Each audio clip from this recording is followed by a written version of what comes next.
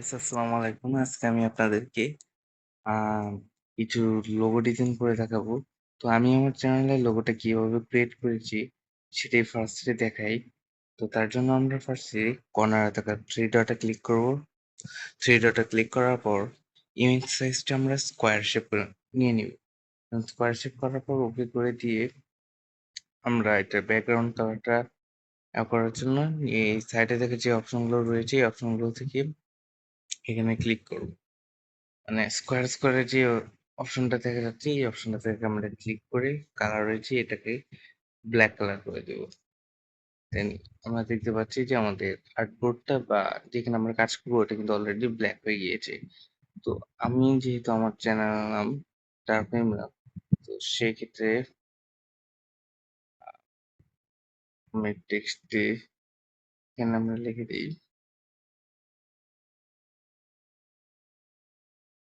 তারপর সো টি ফার্স্টে আমরা টিতে নিলাম, দেন আমরা এটাকে বড় করবো। হুম, এভাবে বড় করার পর আমরা এটাকে মিড পয়েন্টে রাখবো। তো মিড পয়েন্ট আনার জন্য আমরা এতে যাব, দেন এই রিলেটিভ পজিশন থেকে আমরা এটাকে এভাবে করে দিলে কিন্তু এটা মাঝখানে চলে আসবে। দেন আমরা এই লেয়ারটাকে লক করবো, এটাকে একটা কপি করব, কপি করার পর আমরা এটাকে ডাবল ক্লিক করে এখন আমরা ইটা লিখবো, মানে ইমরান। তো এই ডান করার পরে এটাকে আমরা ই দিব, দেন ডান ওকে। তারপর জাস্ট এটাকে যেরকম সেরকমই থাকবে, সামান্য এদিক করবো। হ্যাঁ, এরকম করে রাখার পর আমরা জিনিসটাকে স্ট্রোক করব। তো এখান থেকে আমরা স্ট্রোকটা অন করে দিচ্ছি। স্ট্রোকটা কোথায়? টেক্সটে যে আমরা যে স্ট্রোকটা রয়েছে স্ট্রোকটা আমরা একবার এনাবল করে যতটা পারি স্ট্রোকটা বাড়িয়ে দেব। স্ট্রোকটা এভাবে বাড়িয়ে দেওয়ার পর এরকম করে রাখবো, সামান্য একটু করে করি।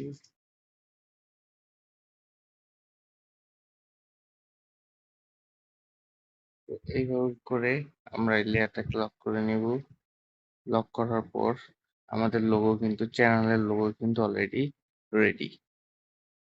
তো আমি মূলত আমার চ্যানেল লোগোটা এরকম করে বানিয়েছি যেটা আমাদের রিসেন্ট চ্যানেল লোগো। তো দেন আমি এখন আরেকভাবে আপনাদেরকে দেখাচ্ছি।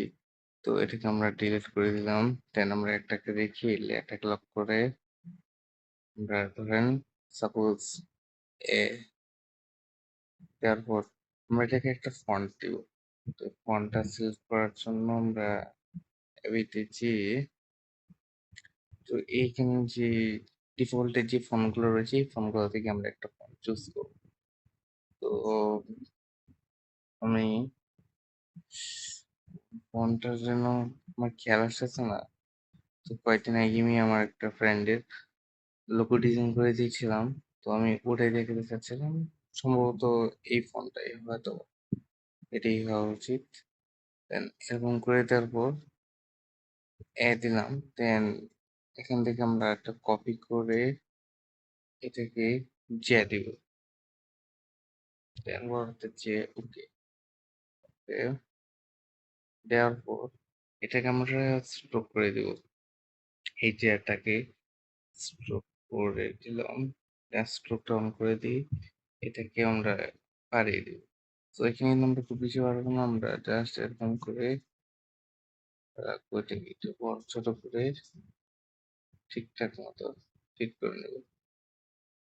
তো এই হয়ে গেল, এটা হলো আরেক টাইপের লোগো। তো আমার ফ্রেন্ডের নামটা ছিল আশফাক জামিল।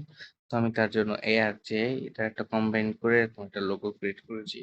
তো আপনারা যদি অক্ষরের লোগো ক্রিয়েট করতে চান তাহলে আপনারা কিন্তু এভাবে পারেন। দেন আপনাদেরকে আমি আরেকটা লোগো দেখাতে পারি। তো যেটা আমরা কমনলি দেখি অনেক ক্ষেত্রেই, না মোটামুটি এরকম ভাবে অক্ষরগুলোকে বিভিন্নভাবে বিভিন্ন অ্যাঙ্গেলে সাজিয়ে কিন্তু আপনারা লোগো ডিজাইন করতে পারেন। বাট লোগো ডিজাইনটা অনেক অ্যাডভান্স একটা বিষয়। তো আমি ওটাতে যেতে চাচ্ছি না। আমি জাস্ট নরমালি লোগো ডিজাইন গুলো দেখাচ্ছি যেটাতে আপনারা মোবাইল দিয়ে কাজ চালিয়ে নিতে পারবেন। বাট অ্যাডভান্স লোগো ডিজাইন আপনারা মোবাইল দিয়ে করতে পারবেন না। যদি করতে চান অনেক প্যারা খাবেন। তো আমি সাজেস্ট করবো আপনারা জাস্ট নরমাল লোগো ডিজাইনের কাজগুলাই করবেন। এর থেকে বেশি না। আর আপনারা অবশ্যই লোগো ডিজাইনটা করার পর উম একটা কাজ করবেন যে ধরেন আপনার লোগো রেডি আছে। তাহলে আপনি এটাকে একবার সেভ করবেন পিএনজি আকারে। সেভ এজ ইমেজ একবার নরমাল জেপিজি আকারেও আর একবার পিএনজি আকারে। আমি জাস্ট পিএনজি করে এখান থেকে যে আলাদা করে নিই। একবার পিএনজি করে সেভ করব আর একবার কিন্তু জেপিজি করে সেভ করব। তো এরকম করা হয়ে গেলে আরেকবার আমরা টেক্সটটাকে ট্রান্সপারেন্ট করব। তো এখান থেকে যেয়ে আমরা যে কাজটা করব এটাকে ট্রান্সপারেন্ট করার জন্য এটাকে আমরা মার্জ করে নেব। লেয়ারটাকে নিয়ে মার্জ করব। ওকে করার পর এখন দেখেন আমরা এইটাকে ট্রান্সপারেন্ট করি। এই যে ট্রান্সপারেন্ট অপশনটা চলে আসছে, কিন্তু ওই লেখার ভিতরের যে কালো দাগটা আছে এই কালো দাগটা সরানোর জন্য আমাদের যে মাঝখানে যে অপশনটা আছে এখানে আসার পর যে যেগুলো ইরেজ কালারের যে এটাকে ইনেবল করে দিয়ে প্লাস এখানে যে এটাকে ব্ল্যাক কালারটা আমাদেরকে সিলেক্ট করে দিতে হবে। দেন রাইট চিহ্নে ক্লিক করলে কিন্তু এটা গায়েব হয়ে যাবে। দেন আপনারা এইটাকে পিএনজি আকারে সেভ করে দিবেন। আপনারা যখন ক্লায়েন্টকে দিবেন তো আপনারা চেষ্টা করুন পিএনজি ইমেজটা আর ট্রান্সপারেন্ট ইমেজটা দিতে। তো তাহলে কিন্তু আপনারা একটা ভালো রেজাল্ট পাবেন। মূলত এইভাবে কিন্তু লোগো ডিজাইন গুলো ক্লায়েন্টকে দিয়ে দেওয়া হয়। তো আই হোপ আপনাদের আজকের এই ভিডিওটা এনজয় করেছেন। দীর্ঘ অনেকদিন পর ভিডিওটা আপলোড করলাম। সো দেশের যে অবস্থা, যে ইন্টারনেটের অবস্থা খুবই বাজে। তো সেরকম ভাবে ভিডিও বানানো হয়ে উঠছে না। তো আপনারা যদি আহ কি রকম টাইপের ভিডিও চান সেটা জানাতে চান তাহলে আমাদের ফেসবুক অফিসিয়াল গ্রুপ অথবা হোয়াটসঅ্যাপ গ্রুপে জয়েন হতে পারেন, সেখানে জানাতে পারেন এবং আমি আপনাদেরকে অবশ্যই সাপোর্ট করবো। আপনারা হোয়াটসঅ্যাপ গ্রুপে যেয়ে আপনাদের যত ধরনের প্রশ্ন আছে সব প্রশ্ন করতে পারেন। আমি যথাসম্ভব আপনাদেরকে উত্তর দেওয়ার চেষ্টা করবো এবং হেল্প করার চেষ্টা করবো। তো আজকে এই পর্যন্তই। সবাই ভালো থাকবেন, সুস্থ থাকবেন। আসসালামু আলাইকুম।